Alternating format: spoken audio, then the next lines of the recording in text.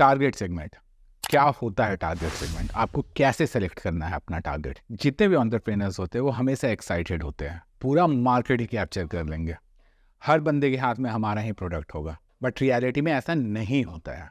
जब भी आप मार्केट हिट करते हैं तो सिनेरियो कुछ और ही निकल के आता है। जैसा आप सोचते हैं मार्केट आपके लिए वैसा प्रिपेयर्ड नहीं होता है। एक और भी रीज़न है, आप जितने भी बड़े मार्केट को टारगेट करोगे आपका मार्केटिंग एक्सपेंस उतना ही बढ़ता जाएगा। ऐसा कभी भी नहीं होता है कि मार्केट में आपका प्रोडक्ट आया और बिकना स्टार्ट हो गया। मार्केटिंग के भी स्टेजेस होते हैं, जैसे कि अवेयरनेस होता है, इंगेजमेंट होता है, तब कहीं जाके सेल्स आता है, जो हम मार्केटिंग फनल्स बनाते हैं। और इन सब में टाइम लगता है, केवल टाइम नहीं पैसे भी लगते हैं। इनिशियल स्टेजेस पे जो कैक होता है, कस्टमर एक्विजिशन कॉस्ट, वो बहुत ही हाई होता है। तो अगर आप बहुत ही बड़ा मार्केट टारगेट कर रहे हैं तो आपके पास जितने भी पैसे हैं वो सारे मार्केटिंग एक्सपेंस बहुत ही जल्दी, बहुत कम दिनों में ही ख़त्म हो जाएंगे। और अगर आपको ये लगता है कि जो आपके कस्टमर यूज़र है उनको आपको प्रोडक्ट की ज़रूरत है और मार्केट में आते के साथ ही वो ख़रीदने लगेंगे, तो बहुत बड़ी बेवकूफ़ी है। रियलिटी में तो ऐसा बिल्कुल ही नहीं होता है। तो इसीलिए जब हम आइडिया वैलिडेट करते हैं तो हम एक कस्टमर पर्सोना बनाते हैं, जो कि हमारा आइडियल कस्टमर होता है। जो कस्टमर आपके प्रोडक्ट देखते के साथ खरीद लें, वो होता है आइडियल कस्टमर। हम उसका एक कस्टमर पर्सोना बनाते हैं और हम इस कस्टमर पर्सोना को जितना भी नैरो करते हैं ये उतना ही अच्छा है। हम मार्केटिंग कैंपेन्स की तरह उनको डायरेक्टली हिट कर सकते हैं। बट हियर सबसे बड़ा सवाल ये है कि हम उनको किस पैरामीटर पे नैरो डाउन करेंगे। क्या होते हैं पैरामीटर्स जिससे कि आप एक कस्टमर पर्सोना बनाते हैं? तो चलिए इस वीडियो में हम देखते हैं कि आप एक कस्टमर पर्सोना कैसे बना सकते हैं। तो जो पैरामीटर्स होते हैं जिसके बेसिस पे हम सेगमेंटेशन करते हैं वो होते हैं, फर्स्ट वन ज्योग्राफिक, अर्बन है, सब अर्बन है, रूरल है। सेकंड वन डेमोग्राफी, एज क्या है, फैमिली साइज क्या है, जेंडर क्या है, इनकम क्या है, एजुकेशनल बैकग्राउंड क्या है उनका। फिर थर्ड वन बिहेवियरल फैक्टर्स, क्या चीज़ उनको मोटिवेट करती है, बेनिफिट्स, एटीट्यूड, सेल क्या होता है। फर्स्ट वन जो है ज्योग्राफिक, उसको हम 3 कैटेगरी में जनरली डिसाइड करते हैं। अर्बन जो कि मेट्रोज हो गए, बेसिकली दिल्ली, बॉम्बे, कोलकाता, बैंगलोर, हैदराबाद एट्सेट्रा, क्योंकि यहाँ का जो ऑडियंस होता है वो टियर 2 सिटीज़, टियर 3 सिटीज़, यहाँ तक कि गांव के ऑडियंस से बहुत ही डिफरेंट होता है और वो परचेज का भी डिसीजन बहुत ही डिफरेंटली लेते हैं। यहाँ का जो कस्टमर होता है उसको टाइम कॉस्ट का कॉन्सेप्ट समझ में आता है, तो ऐसे प्रोडक्ट्स भी परचेज करते हैं जिससे उनका टाइम बचता है। वहीं एक गाँव का बंदा 100 रुपये बचाने के लिए 5-5 घंटे तक एक लाइन में खड़ा रहता है। तो आपको पहले ये आइडेंटिफाई करना है कि आप किस ज्योग्राफी के लिए अपना प्रोडक्ट बना रहे हैं, क्योंकि अल्टीमेटली आपको प्रोडक्ट तो सेल करना ही है। सेकेंड वन डेमोग्राफी, जिसके अंदर आता है age, family size, gender, income, यहाँ तक कि ऑक्यूपेशन एंड एजुकेशनल क्वालिफिकेशंस। एक यूथ का, एक जवान का और एक बुढ़े का परचेजिंग पावर का डिसीजन बहुत ही डिफरेंट होता है। इसीलिए एज बहुत बड़ा फैक्टर होता है कि आपका प्रोडक्ट किसके लिए बना हुआ है।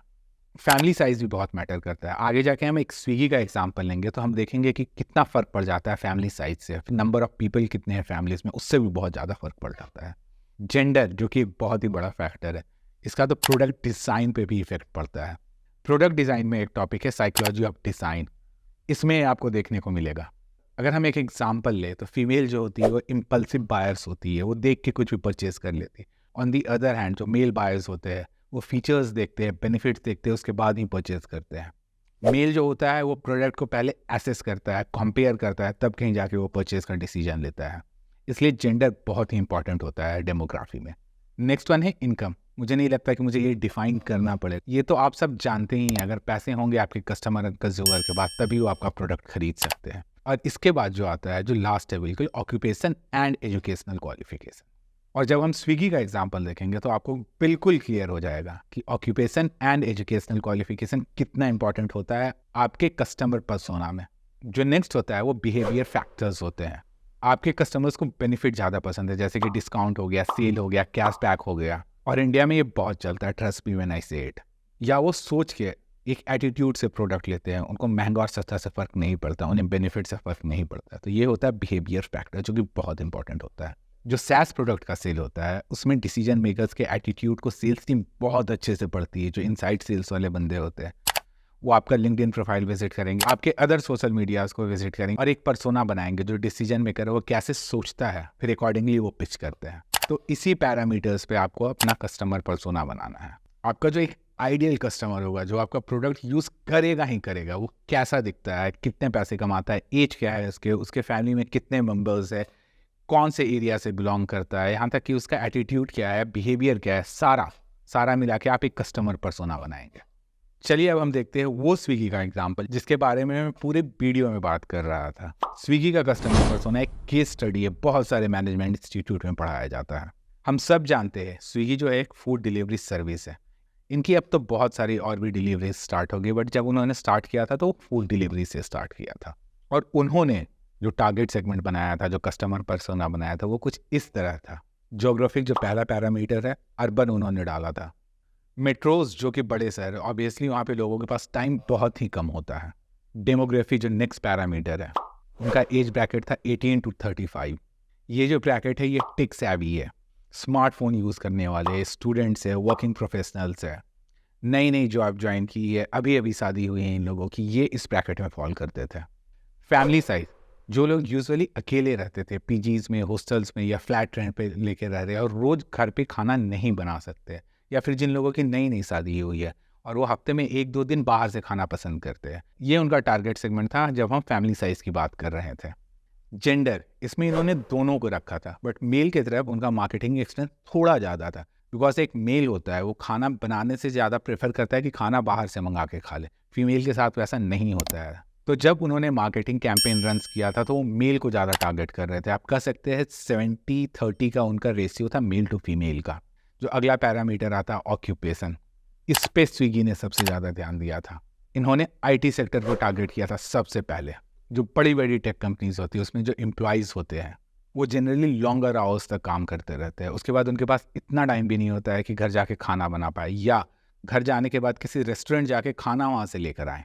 इसीलिए स्टार्ट के टाइम पे उन्होंने केवल आईटी कंपनीज के एम्प्लॉयज़ को ही टारगेट किया था। एक ये भी बात थी कि उनकी सैलरीज बहुत ज़्यादा होती है तो डिस्पोजेबल इनकम बहुत ज़्यादा होता है, उनको 20 रुपये डिलीवरी चार्जेस देने में कोई फर्क नहीं पड़ रहा था। अगला पैरामीटर है जो एजुकेशन, उन्होंने एजुकेटेड लोगों को ही टारगेट किया था क्योंकि उनके पास टाइम कॉस्ट का कॉन्सेप्ट होता है। उनको पता होता है अगर वो 20 रुपये खर्च करके अपना 1 घंटा बचा रहे हैं तो उनके लिए वो प्रॉफिटेबल है। इसीलिए उन्होंने एजुकेटेड क्लास को ही टारगेट किया था जब उन्होंने स्टार्ट किया था। बिहेवियर फैक्टर जो नेक्स्ट पैरामीटर, उसमें स्विगी ने बहुत डिस्काउंट दिया था। इससे उनको मार्केट कैप्चर करने में बहुत ही आसानी हुई थी। इंडिया में हर किसी को डिस्काउंट चाहिए, अगर आपको डिस्काउंट भी मिल रहा है, आपको फेवरेट खाना भी मिल रहा है, तो आप क्यों नहीं करेंगे। तो डिस्काउंट से जो बिहेवियर फैक्टर, उसको उन्होंने बहुत ज़्यादा एक्सप्लॉइट किया था स्टार्ट में। तो इस तरह स्विगी ने अपना कस्टमर पर्सोना बनाया और उसके बाद टारगेट सेगमेंट डिसाइड किया कि किन को टारगेट करना है। और फेसबुक एडवर्टीजमेंट, गूगल एडवर्टीजमेंट से आप पिन पॉइंट करके लोगों को टारगेट कर सकते हैं टू स्टार्ट विथ। और पहले कुछ साल स्विगी ने इसको रिलीजियसली फॉलो किया था, इस कस्टमर पर्सोना और टारगेट सेगमेंट को। जब भी हम आइडिया वैलिडेशन की बात करते हैं तो ये चीज़ हमेशा याद रखें आप कि आपको अपने प्रोडक्ट का कस्टमर पर्सोना बनाना ही पड़ेगा। आप अपना प्रोडक्ट सबके लिए नहीं बना सकते, एक सेगमेंट के लिए बनाइए, बाद में मासेस तक लेके जाइए और वो ऐसे बनेगा। तो इस वीडियो के बाद आप लोगों के लिए एक असाइनमेंट है, अगर आप सही में स्टार्टअप करना चाहते हैं, आप सही में एक वेंचर खड़ा करना चाहते हैं, तो आप अपने स्टार्टअप के लिए, अपने प्रोडक्ट के लिए, अपने सर्विसेज के लिए एक कस्टमर पर्सोना बनाएं जिससे कि आप टारगेट सेगमेंट डिसाइड कर पाएंगे। बनाएं और शेयर करें मेरे साथ। Let me go through it, मैं चेक करता हूँ वो कितना सही है, कितना गलत है। और आपको इसमें कहीं भी कोई भी प्रॉब्लम आए, feel free to reach out to us. Social media के थ्रू कांटेक्ट कर सकते हैं, आप व्हाट्सएप ग्रुप के थ्रू कांटेक्ट कर सकते हैं जिसके आप मेंबर हैं। मैं भी एडमिन हूँ उसमें, और हम लोग 100% आपकी हेल्प करेंगे इसमें, चाहे हमें जितना भी टाइम लगे। और इस यूट्यूब चैनल को सब्सक्राइब करना ना भूलें। Thank you and see you in to next video again.